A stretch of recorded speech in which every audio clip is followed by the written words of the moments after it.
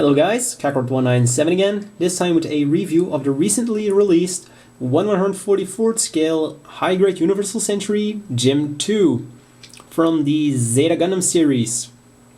Well, I say Zeta Gundam series, but as you may or may not notice, this is the redesigned version by Hajime Katoki, which appeared in the Gundam Unicorn OVA series.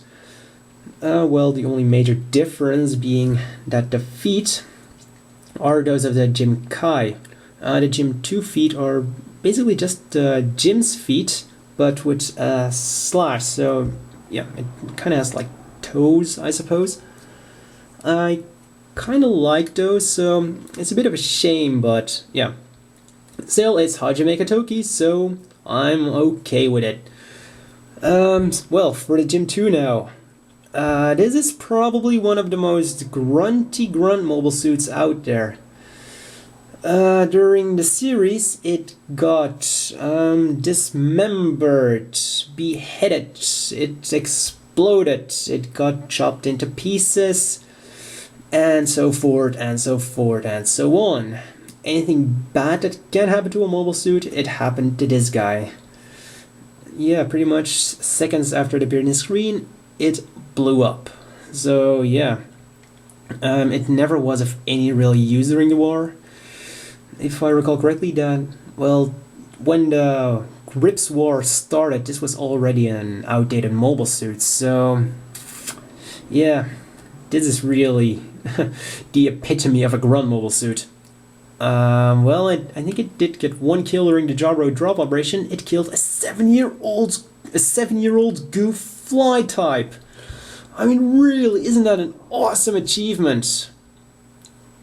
Sarcasm intended.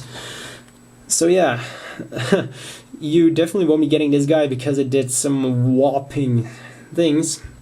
Even during the Unicorn OVA series, it didn't do a lot.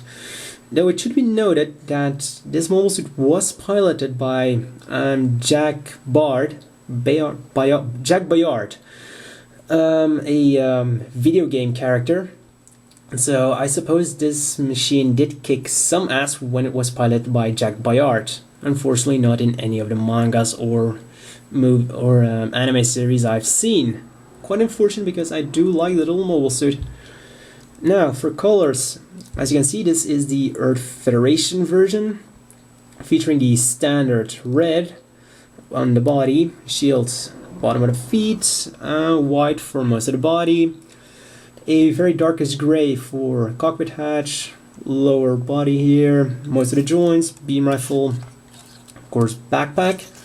Also really nice translucent green visor, well, greenish bluish depending on how you look at it. Now for articulation, the head will go somewhat up, somewhat down, will turn around all the way, and it can also be a bit extended, so it goes down a bit more and up a bit more. The arm will turn around all the way, will angle forwards somewhat. It's also on a ball joint, so there's also some somewhat limited wiggling, kind of like the same movement that you get out of a hand. Will turn around below the elbow, will go up like that, even a bit more if you use the ball joint. Really nice movement on the arm, but not quite as good as the Jim Kai's. That's about as much as you get on a double joint. The waist is also on a ball joint, just like the Jim III. Something I should point out is that this machine is very similar in design, well, in a model kit design, to the Jim III.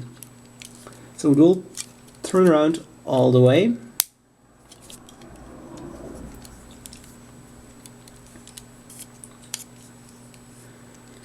And if you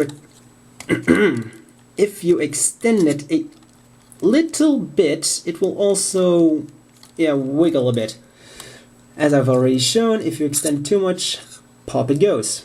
Which is actually a very good feature when you consider how often this mobile suit blows up during the series. So if you want to do stop motion, yoink, and boom goes a little grunt mobile suit. The feet, the legs, to start off, they have a little joint here, so they will go backwards and forwards. Also a connector for an action base. Legs go out very far. Side skirt will move a little bit up as well. So we can almost do a... wait, this was a grande car, I believe. Just put it the other way around. So we can almost do a grande car. We'll move out about 90 degrees. Backwards, kinda limited. But still, considering the average, still nice. Leg will also turn around all the way. Oh. Yeah, they're not really that well connected, so be careful when you're moving them, because these do have a tendency to drop out if you move them around too much. Also, side skirts are molded together, but you can separate them. Legs on a double joint, you should be a bit careful when bending them, because if you bend them the wrong way, they won't go up all the way. So this is the maximum you can get with both joints. Like if you bend them a bit wrong, then one joint will get stuck because of the way these hoses are designed. Now once again, really nice articulation on the feet. We'll go left and right, nice amount, backwards somewhat, and forwards a lot, thanks to the now standard flip-flop joints for all the gyms. So that's it for articulation. Now for accessories, as you've already seen, comes with the standard issue shield, can be mounted on two sides with a simple peg. And of course also comes with a beam rifle with a movable handle and a left hand that can hold it, and that can also hold the beam saber. Of course it also comes with a right hand holding hand, and that can hold the beam saber. Now on to the beam saber, and this is where things get a little less impressive. First of all, proportions of the beam saber. It has a giant head and a very thin handle. Result being, if you put it in the hand and you turn the hand around, the hand will not hold the beam saber. And these are hands that are included with every single gym model, well, every recent gym model. So it's the fault of this stupid beam saber.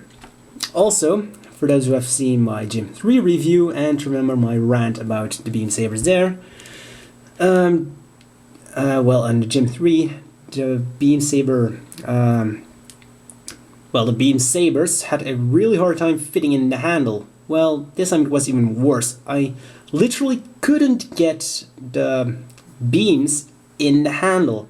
I had to grab one of my hobby knives and scrape it out. Yeah, that's really poor in my opinion. So, well, it's not a big deal, but it's one of those tiny little annoyances that could have been easily avoided. Now, something that completely slipped my mind, the stickers. First of all, you have the head camera here, head camera at the back, the little, I suppose this is a sub-camera here. All of these are a very nice green. Also, one I forgot to apply here should be this green one. So it's the same bluish green color as the visor. Also, you might not be able to see it, but the gray here on his neck is also a sticker. Two stickers in fact, one on the back and one on the front. And of course, various numbers, symbols for the Titans, HGUC More Titans, Earth Federation, the name of the mobile suit, Torrington base insignias, because in the 4th episode of the Unicorn OVA, some of these guys did participate in the defense of Torrington base. So even though they were pretty much obsolete during Zeta Gundam, they still appeared about 9 years later in Gundam Unicorn. And they were still as bad as they were back in Zeta Gundam, unfortunately. So yeah, I've a lot of customization to make it your very own GM II mobile suit, if you'd want to pilot one, that is. Now, some additional notes on this guy. As I've mentioned, a lot of this mobile suit comes from the GM III. So this entire waist section is actually identical to that of the GM III. The good thing about that is it also has the same connection holes as the GM III. So you can mount the GM III's giant missile pods on it to give this guy a bit more firepower. Also, since the sticker sheet shows that, well, since the sticker sheet has HGUC symbols, and this can actually mean a few things. But I'm afraid it means that for the time being, they won't bother creating an HGUC version of this guy. Either that, or they're probably gonna do the same with the GM Kai and make it a insert hobby site exclusive. Which means that we folks who don't live in Japan are probably gonna have a hard time getting it. So what you can do is, well, if you have a GM III, you can use this torso and simply attach all of the other parts of GM II on it. So you can in fact make an HGUC GM II and a Titans GM III if you just buy the two models and switch the parts a little bit. So if you have some fun with them, you can make an HGUC GM II, if you're more of an HGUC fan than a Titans fan. So, the inevitable question is, do you want to buy this? Well, first of all, this is, well, in terms of articulation, this is a really nice model. As for all the rest, it's about as average as it gets. You don't get a lot of extra accessories. Well, you only get the real basics. So, well, there aren't any real selling points for this mobile suit. On top of that, it comes at a price of 1,300 yen, around 13 euros, $16, I believe. So that's quite a hefty price if you consider that the GM III retails for only 1,400 yen and comes with additional, well, two missile pods here, 2 missile pods on the side skirts, and an extra beam saber. So, yeah, I don't know. I'd say only pick up the GM II if you really want a GM II. There's not really a reason to pick it up. It's nothing groundbreaking anymore. It's, well, all I can say is it's a solid model. So if you like it, then by all means do get this model. But there are better alternatives, such as the GM III. For a little bit extra, you get a lot more. Or perhaps the GM Custom for a little bit less, 1,200 yen. You get pretty much the same as the GM II. So, well, I think that they could have lowered the price of this guy by a couple hundred yen, so like maybe 1,200 yen. But that's just your own sense of value, I suppose. So yeah, just for a few comparison shots, here he is with his older brother, the first GM, and you can see that it's a lot of difference. Also, I do think this guy is a tiny bit too big. If you compare him with like the GM Custom or the standard GM, well, either this guy is too big or all of the other GMs were made too small.